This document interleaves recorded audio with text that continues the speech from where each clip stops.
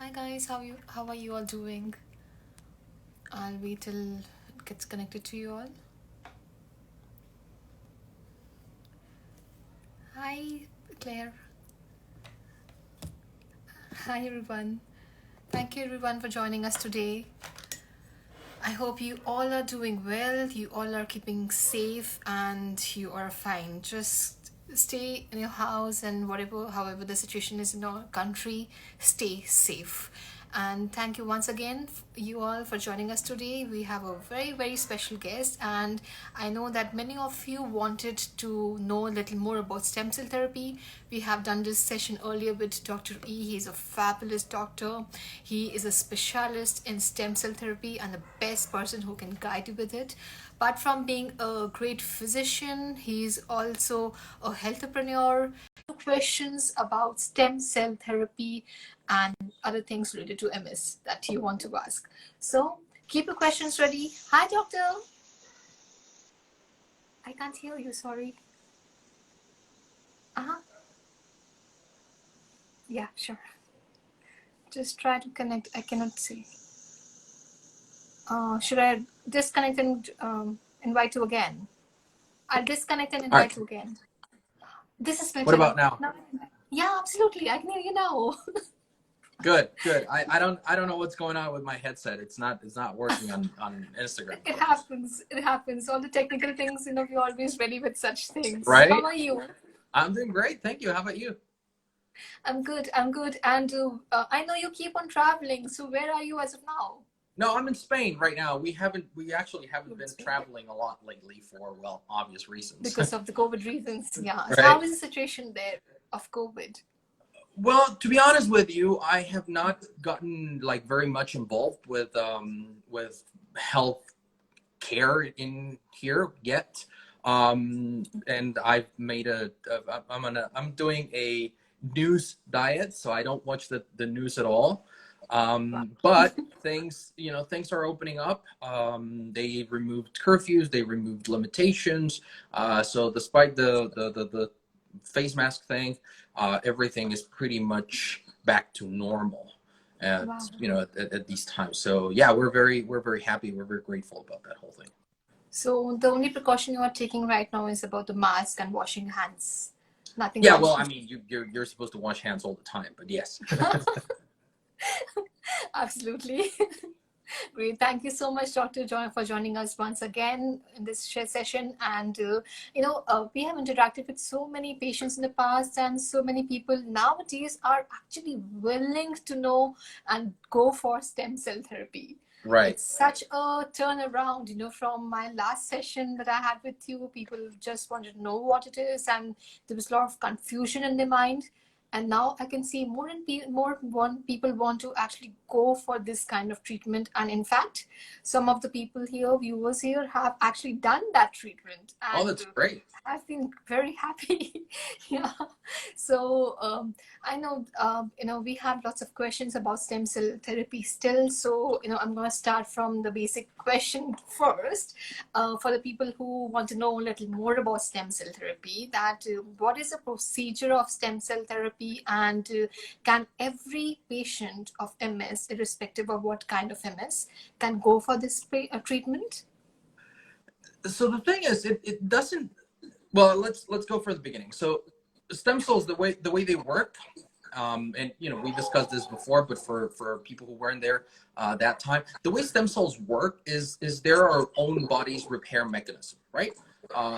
From the moment that we're born, even before that, we've got stem cells, and it is the stem cells that are creating all of our tissues and that are repairing everything and that are doing basic maintenance in our body. And of course, whenever something more serious happens, right? So when we're breathing something, or we're breathing like dirty air, and that's hurting our lungs and it's triggering some minuscule damage, it is stem cells that come in there and will repair. When we fall down and we scrape an elbow or a knee, it is stem cells that go there and repair. So those are natural repair processes, right? That's what happens. Now, when we talk about stem cell therapy is the medical process with which a doctor grabs those stem cells, regardless of where their source is, where they're sourced, and we can talk about that in a little bit, but grabs those stem cells and puts them specifically in an area where they want them to act, right? So, it's very common when they inject the knee, when they inject the hip, when they inject specific joints or muscles or tendons or things like that, you want them to act specifically there.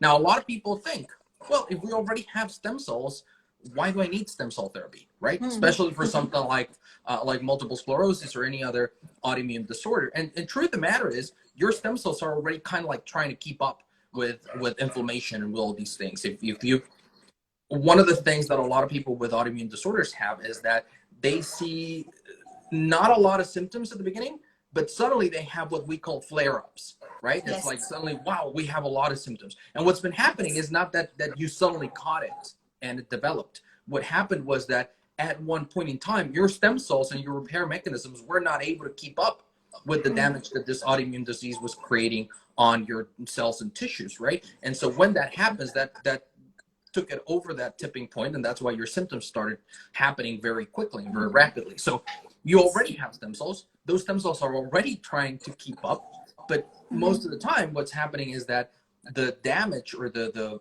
inflammation, the inflammatory triggers are too intense and are too much for your stem cells to keep up with it. So what we do is we get exogenous stem cells, whether it is from somebody else or whether it's your own that have been grown and cultured, and then you kind of like pile them up and you give a concentrated dosage. Okay, but so for example, we have different kinds of MS. It is RMS and PPMS and SPMS. Do you think the advanced stage of MS can also be treated with stem cell therapy? Right. Yes. I'm sorry. I rambled on and I forgot about the actual question. I didn't read that. So here's the thing. Really, it's not about the type of MS.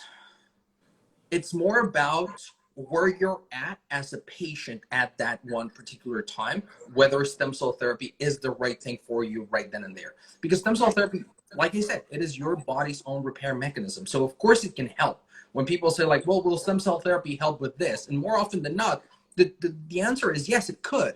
However, it all depends on where you're at as a patient, right? If you're like in the middle of flare up, if you have a lot of deterioration in specific tissues or in specific symptoms, it's very unlikely that it is going to reverse to a normal stage. So at this time, it's still kind of like, well, is it worth the investment and the risk? Because they're minimal, but there are risks, right?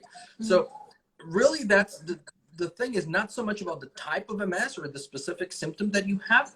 The thing is about your particular and specific condition. That's why it's important to get stem cell treatments, just like any other treatment, from your physician and not just from somebody who's offering stem cells, because the solution is not the stem cells. Stem cells are just a tool. And it all depends who's using it for what purpose with what person. And that's where the difference, that's what makes the difference between one and the other.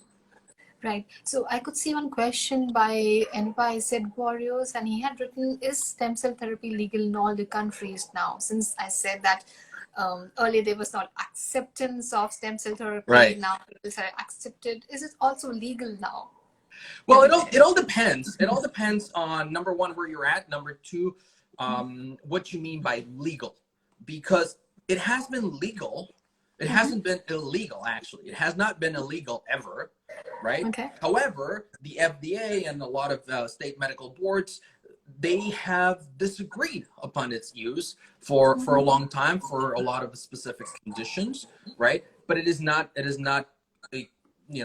criminal to perform stem cells. However, not all of them are either supported by FDA, supported by the state medical boards, and supported by all of the different colleges and organizations of doctors. And also that changes from country to country. Now, I am going to assume that most of our listeners, most of our viewers right now, they're in the US, because that's usually where most of these questions come from.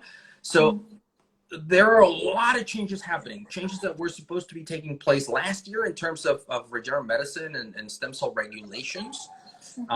For obvious reasons. Well, the FDA and the CDC and every other organization have their plates full with this, little virus that you might have heard of. And so all that was pushed, right? They said, okay, well, we're not going to be focusing on that. We're going to move it a little bit later. But the ruling is about to come out, right? And unfortunately and sadly, most stem cell procedures are going to be stopped in the US. Even the very few that we already have, many of them are about to get stopped. I personally consult with a lot of doctors and healthcare professionals, and many of the ones that are doing stem cells are already looking at setting up clinics outside of the US and in Mexico and the Caribbean, or just giving up stem cell treatments altogether, because this is going to make it much, much harder. And really the only ones that are going to remain available in the US are probably going to be, at least for the foreseeable future, the one that has always been approved, which is for leukemias and other blood disorders, and for pain management, like specific pain management areas like trigger points and things like that, and for orthopedic conditions, so joints and muscles and tendons and ligaments and things like that. Because of, we can get into the technicalities if you want, but it has to do with what the FDA considers to be a specific homologous use product, and not something that should go through phase 1, phase 2, and phase 3 clinical trials and whatnot.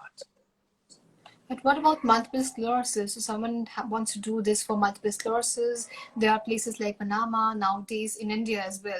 They are talking a lot about HCST. So what are your thoughts on that? What are my thoughts on multiple sclerosis, the treatment for multiple sclerosis through stem cell therapy? Well, so for several years we've seen very positive results, and it's only gotten better, right? But unfortunately, you do have to seek treatment outside of the US. So here's what happens when you're treating something like multiple sclerosis. Remember that I said you grab those stem cells and you put them into a specific area, right? With multiple sclerosis, they go into the entire body because, well, our immune system is all throughout the body, plus the damage is all throughout the body, right? So you go IV, and that's obviously systemic. Now, the problem or the challenge with patients with autoimmune disorders is that they already have what I call a hyperactive, hyperreactive immune system, right?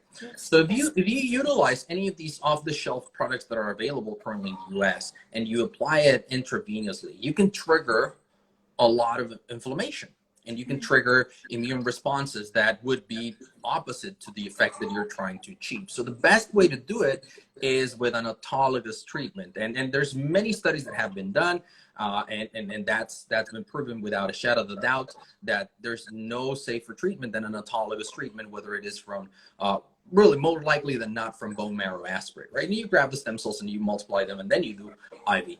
That, for a long time, you need to go outside of the US to do it. And there are clinics, like we said, there are clinics in Mexico, there are clinics in Caribbean, Dominican Republic, in I believe in the Caymans. There are a lot in India. There are a couple of, more than a handful in India. There are some in, I think there's one in Cyprus, and there's some others in Asia, right? And so, yes, the best kind of treatment is one that goes both systemically. And one of the things that we did, the protocol that we developed in Cancun several years ago, involves intrathecal infusion. So through the lumbar, through a lumbar puncture, and you deposit a couple of stem cells into the cerebrospinal fluid.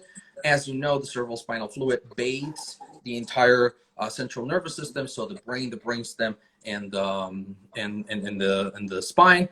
So obviously that will help repair all of those different tissues as well, which, as you know, they're the ones that get mostly affected with multiple sclerosis. So that would be my recommendation based on my experience as to what would more likely than not be the better alternative for multiple sclerosis, which doesn't mean that every other treatment is not good, but it does mean that to get that kind of treatment, you probably will have to go outside of the US.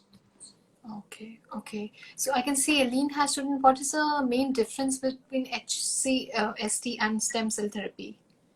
Okay, what's the main difference between what and what? HCST and stem cell therapy. Like in India, we say HCST treatment. What is the HCST treatment? They just say HCST, and I'm not sure of the full form.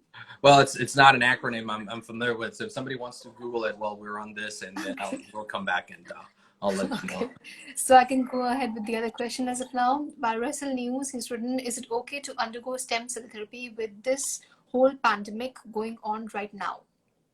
Say that again? Is it okay to Is undergo it stem cell okay? therapy with this whole pandemic going on right now? Well, yes, of course. I mean, one thing's got nothing to do with the other one. Okay. Honestly, okay, I might get a little bit political here. I think this whole thing is blown out of proportion. I'm not saying it's a scam. I do know it exists. I do know it's serious, but I do think that we're not doing anybody any good by being afraid of living our life and seeking treatment in as in your case, of course. So I not only think it's incredibly safe, but the group that I used to work with the clinic in Cancun, they actually did a study, and that was around April last year, May last year, for patients with COVID, and it works phenomenally well because remember, stem cell therapy finds inflammatory triggers, finds inflammatory markers, right? And what happens with a virus like COVID, we've seen that we have this inflammatory storm that is affecting our lungs and that is affecting our ability to breathe, right, and to bring in oxygen. And so when you do that, and you can control that inflammatory response, because when you go IV with any kind of treatment, the very first stop is the lungs. So most of the cells are just going to stop in the lungs, right?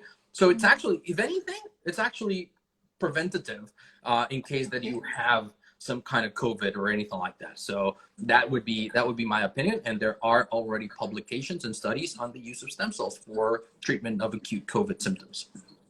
Okay, so I think the reason why someone asked this question was because it is said that many of the DMTs actually suppresses the immune system, like Ocrevus is one of them. So that's why the questions was coming up that whether someone should take Ocrevus infusion during pandemic time. It's risky, whereas interferon you can go ahead. Yeah, try. Can you say no? It's still not working. I'm sorry. Still can't hear. Yeah, the thing is So, like this, I hear you with a lot of echo, and I'm not getting. And it's not you; it's my speakers here. But we'll figure it out. okay. So like I was saying, that DMTs actually suppresses a lot of immune system. So that's the reason why there were a lot of doubt about treatments regards to MS, whether they are safe right now or not. So doctor, like I understand that last time you said that stem cell therapy does not cure MS. It Correct. is like one of the treatments like DMT. So Correct. either you can opt for a DMT or you can opt for a stem cell therapy. So how can one person know that, for me, stem cell therapy can be the right form of treatment and I think I should consider going for it? Talk to your doctor. That's number one. Number two is these two kinds of treatments, pretty much any other kind of treatment for autoimmune disorders and specifically for MS, they're not mutually exclusive. So it doesn't mean that, okay, I have to choose one or the other, right? The fact that neither one is a cure does not disqualify the other. It's not like, well, I chose to do stem cells and it's not working for me, so that's, I'm screwed. No, it's really, try one and try the other. If you figure out that, you know what, I want to start with stem cells, then great, go get stem cells, and remember that you still have the option for the other one, and you can weigh in different things. Remember, maybe one of the factors that helps you make a decision is the fact that you do need to go outside of the US. If you're in the US, you will need to go outside of the US to get the best kind of stem cell treatment, right? And I do want to say, keep this in mind, because you might hear from others saying that no, of course not, you can do it here, and the product that we have is great and it's FDA approved. There's no FDA approved, there doesn't exist an FDA approved stem cell product. It simply doesn't, right? They're registered with the FDA, which basically is the distributor telling the FDA, hey, by the way, we've got this thing and we're distributing it, but they're not approved for treatment of anything.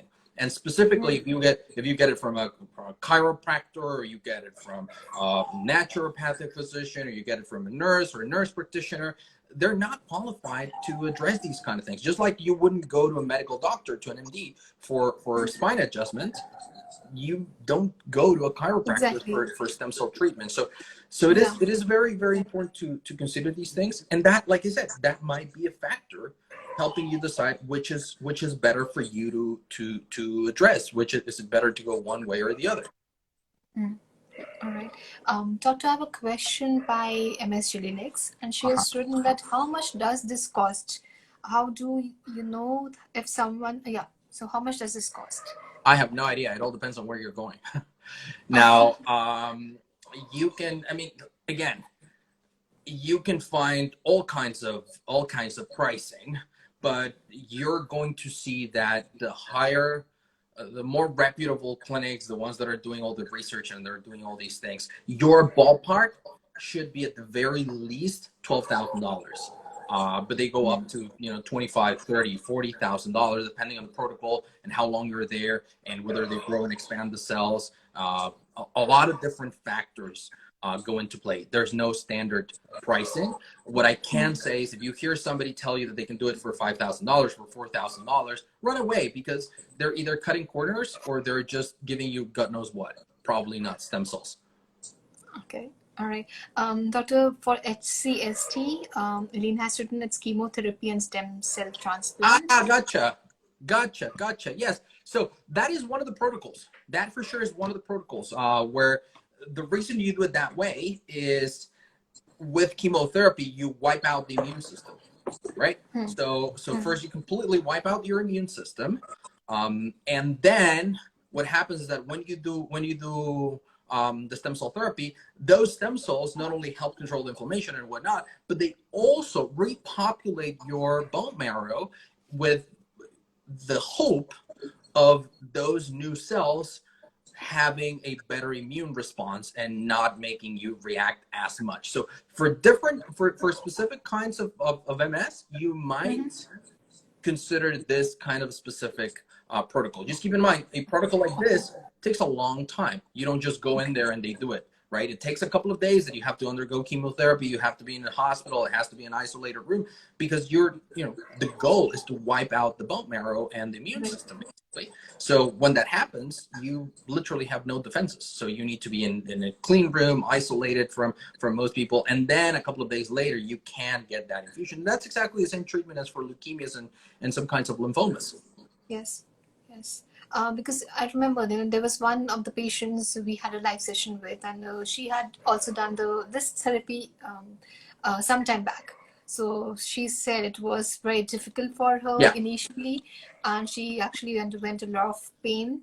But when the first infusion was given to her, she said, I don't know, I just felt that, I just got all my energy back. I just felt that, I'm just absolutely fine. And she was kind of very, very happy with the treatment. Yeah. Most patients are, to be honest with you. I mean, just the paracrine effect that comes with the stem cell infusion, and just subtly controlling inflammation so sharply makes a huge difference. Like, you would be surprised how often we have patients come in and our 5-day protocol, usually they get the infusion, the first infusion on the 3rd day. So it was usually Wednesdays. And then they would come on Thursday morning completely beaming and thrilled because now they didn't feel as much weakness or as much numbness, or they could walk a little bit better, or they could do all these things by themselves literally less than 24 hours later. Now, I must also disclose that is part of the paracrine effect. When these stem cells come in, they release these anti-inflammatory cytokines, and through your inflammation goes down very, very sharply. But that's not necessarily going to stay for a long time. We need to wait for those stem cells to repopulate and hopefully have the effect that you're waiting for, which is another thing to keep in mind. If you're thinking about going in for stem cells, you might get an initial tremendous improvement, but beware that the expectation is for that to not be forever, and you will eventually come back a little bit further down, and then you should normalize a little bit at that level. Okay. So when you said that, you might have to do it again sometime. Yes. So how long a period can last? Can it last for a year or and a half or something? It depends Depends. a lot on each patient, a lot on how you are at the moment that you go in for treatment, and the most important factor is everything else that they're doing. Remember, stem cell therapy is just number one, it's just a tool. It doesn't work on its own. It doesn't cure anything. But number two, it's not something that you use instead of the other approaches, right? If a patient goes in and says, you know what, I can't be bothered with the diet and the exercise and the lifestyle and all those things, I'll just get stem cells every 6 months, it's not going to work. On the other hand, if somebody says, you know what, I have all these things, all these lifestyle changes that I've already adopted. I'm very mindful of my diet. I'm very mindful of environmental toxins. I take care of my sleep. I take care of my, I do a little bit of physical work. In those patients, a single treatment might have a longer lasting result. So that's what's very, very important. Yes. I see it happen a lot that Yes. these people running stem cell clinics, patients will go in and they sell it as this magic bullet, right? They'll say, well, here you go, your treatment is there, good luck. And it's like, no, but that's only less than half of what you need to tell these patients, because now they need to continue doing everything else. If they don't, honestly, they're just wasting their money. Right, right. So, doctor, like it is said that even if you're taking the treatment of any kind of DMT, any DMT for that matter, you have to maintain your lifestyle. For example, you have to exercise regularly, you have to diet regularly. So this is, like you said, it's not a magic. It is also one of the treatments like DMTs, but you have to actually take care of your lifestyle in order to maintain your MS so that it doesn't flare ups. So, Exactly. doctor, how is the ratio of flare-ups in terms of stem cell therapy? So, like it said that when a person takes DMTs, the flare-up comes, maybe Yes. after a year or maybe after 1 month or 3 months, but they can continue with the same treatment unless it's shown in the MRI that the lesions have increased a lot and it's a red sign that you need to change your treatment. Right. So what is the state in terms of stem cell therapy? And also one of the person has written that how successful is this treatment and what percentage of people get positive response Okay, roughly? remember about my attention span. So let's go one at a time, and you remember the other question, and then you ask me again, right? So here's the thing. Stem cell therapy works differently. So while we might have a type of flare up, it's not something that is at all common. It's not one of the things that we tell patients, you know what, this might be a situation. So it could happen. Usually it's very mild, and usually it is kind of like, okay, patients get a fever for a couple of hours, and things like that, but not too much of it to be a flare up, because stem cells work differently. The way stem cells work is you get these new cells and they go into your body and they start recognizing inflammation and they start releasing their own cytokines, right? And these cytokines go into the bloodstream and start controlling and mitigating and regulating those inflammatory responses, right? Which is completely different to the mechanism of action of any other kind of treatment that actually is trying to make those cells decrease the production of inflammatory cytokines. But really, stem cell therapy is a balancer of the immune response, because you can use it both with hyperactive or hyperreactive immune systems, and you can use it with non-reactive immune systems, right? And they help that feedback mechanism in terms of immune response. So I wouldn't be too concerned about that. But again, you need to consult both with your treating physician. I would always, actually, I would never recommend you go behind your main treating physician's back to get stem cell therapy. Right now, if they're completely against it and you feel like it's your only option, try to coordinate a call. We did that countless times, that we would talk to people's primary care physician in order to explain to them what stem cell therapy was all about, and shared some information with them and shared data and shared clinical studies, because a lot of times doctors are not familiar with these things. They already have a lot of things that they need to be keeping up with, and they're not necessarily familiar with what stem cell therapy can do. And the reason I strongly encourage you to not go behind their back is because if you do, regardless of the outcome of your stem cell therapy, it's going to be a very awkward relationship from then on. So if you already have a physician that you trust and that you enjoy working with, do not go behind their back. Of course, talk to them and don't necessarily take a no as a final answer. But most clinics will be happy to talk to your treating physician. We did that countless times, like I said. Right. Okay. And doctor, my other question was about the like, I remember you telling me the story that one of the patients that you had treated had 30 lesions earlier, and after stem cell therapy, the lesions remained the same, but it actually her condition really improved. Correct. So, is this seen in mostly all the patients, or does this also help in decreasing the lesions or something? To be honest with you, we haven't done a large scale study, and I'm not aware of anybody who's done like a larger scale study of this. That was more for us to emphasize the fact that you shouldn't necessarily go gauging success or failure based on an MRI alone, right? So, and the example is very clear. If you go in with your MRI right now and you see the lesions and you see the affected areas, but you're feeling phenomenal, are you going to care what the MRI looks like?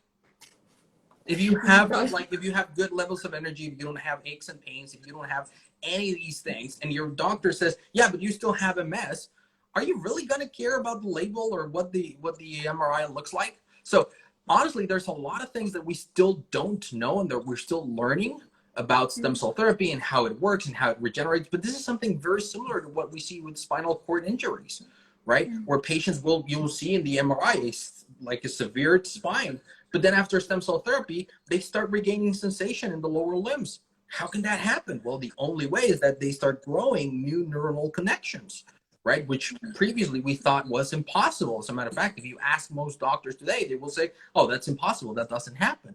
Then how can you explain this person now feeling in their feet? How can you explain a patient with multiple sclerosis regaining strength and coordination? Exactly. Yes. Well, but the MRI says this. Okay, that's fine, but the patient is doing otherwise. Doing So well. Exactly. what are we going to use as a measuring stick? So it actually depends on the patient. If the patient is feeling fine, then it's fine, because there's so many people who are not able to walk, or they have so many other problems that they cannot live normally. Right. Something, if it helps them, then of course that's what matters to them, to get their normal life back. Right. Now I also don't want to sell false hope, right? Yes. The chance of reversal is very low. The goal, when somebody asked about how successful is stem cell therapy, first we need to define success.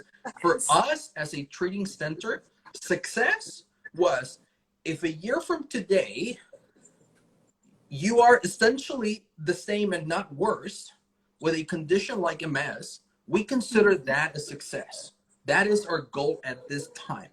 Now, a lot of patients after 1 year are even a little bit better, but I'm not here to tell you stories of how patients couldn't walk and now they're running marathons. That we have never seen. I don't know if it's possible, and eventually we'll get to that, but so far we have not seen that. We have certainly seen patients who now have better grip strength, patients who have better coordination, patients who have better motor skills, patients who improve their respiratory function rate and their lung capacity. We have seen all of those things after 1 year. But what percentage of them actually reverse and they just stay the same?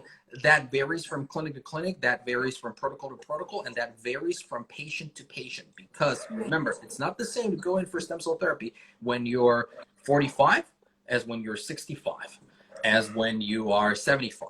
It's not the same to go for stem cell therapy when you've been diagnosed 6 months before than when you've been diagnosed 5 years ago, than when you've been diagnosed 15 years ago. It's not the same to go for stem cell therapy and then continue with bad lifestyle than it is to completely change your lifestyle and adopt healthier habits. So there are a lot of variables involved. And unfortunately, most of them are out of the grasp of the actual stem cell treatment procedure itself. So when people say like, well, but how successful is it? And our answer is, well, it all depends on you, not so much on us. That's kind of like a bummer for them, but it is the truth. Right. Doctor, like when someone takes DMT and people know that, after taking DMT, they get some kinds of side effects. Yes. Do we have any kind of side effects when it comes to stem cell therapy as well?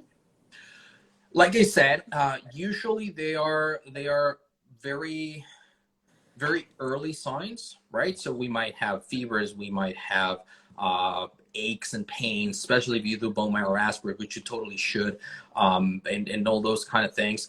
More likely than not, it is the fever, and it is the symptoms of an immune response, right? An augmented immune response. We haven't really seen long-term effects of Okay. stem cells. A lot of people have that fear. Okay. Oh, my doctor said that it can cause cancer. I have no idea where they got that from. Or they come in and they say, well, you know what, my doctor said that because there's breast cancer in my family, I should not get stem cells. Again, I don't know where they get that from, especially when you're